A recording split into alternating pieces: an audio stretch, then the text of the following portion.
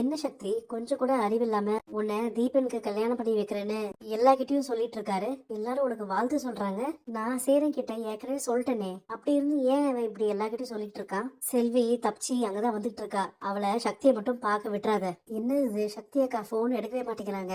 இவனுக்கு இவ்வளவு கோபமா வரா? என்ன மீனா, என்னாச்சு? என்ன நினைச்சிட்டு இருக்கீங்க? நீங்க பாட்டுக்கு உங்க இஷ்டத்துக்கு சக்தியை தீபனுக்கு கல்யாணம் பண்ணி வைக்கிறதா சொல்லிட்டு இருப்பீங்களா? உங்க சுயநலத்துக்காக சக்தியோட வாழ்க்கையில விளையாடாதீங்க. உங்களுக்கு தீபன் உதவி பண்ணாருன்னா நீங்க திரும்பி அவருக்கு ஏதாச்சும் உதவி பண்ணுங்க. அதை விட்டுட்டு உங்க தங்கச்சி வாழ்க்கைய இப்படி நாசம் பண்ணாதீங்க. நீ ஏன் இப்படி பொங்குறன்னு எனக்கு தெரியும். உன் அண்ணன் அந்த வேலுவை எப்படியாச்சும் சக்தியோட சேர்த்து வைக்கலாம் தானே பாக்குற.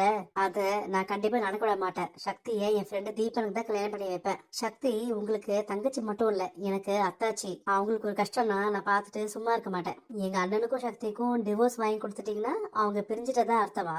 அவங்க ரெண்டு பேரும் மனசளவுல இன்னும் பிரியாம தான் இருக்காங்க. நீ யாரை கேட்டு இப்படி பண்ணிட்டு இருக்க சேரா? யாரை கேட்கணும் சக்தி?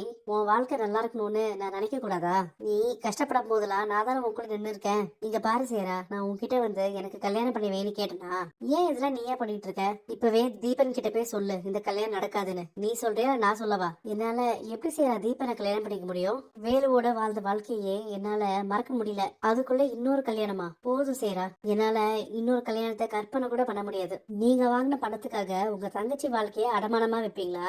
நீ எப்படி இங்க வந்த? சக்தி அக்கா கிட்ட எல்லாம் உண்மையை சொல்லணும். ஐயோ செல்வி, சக்தி இங்க இல்ல. செல்வி நில்லு. அக்கா கிட்ட உண்மையை சொல்லணும். நானு கத்தாத. சக்தி வாழ்க்கை நல்லா இருக்கணும் தானே இதெல்லாம் நான் பண்ணிட்டு இருக்கேன். அது கொஞ்சம் கூட புரியாம நீ இப்படி எல்லாத்தையும் வந்து கெடுத்துட்டு இருக்க.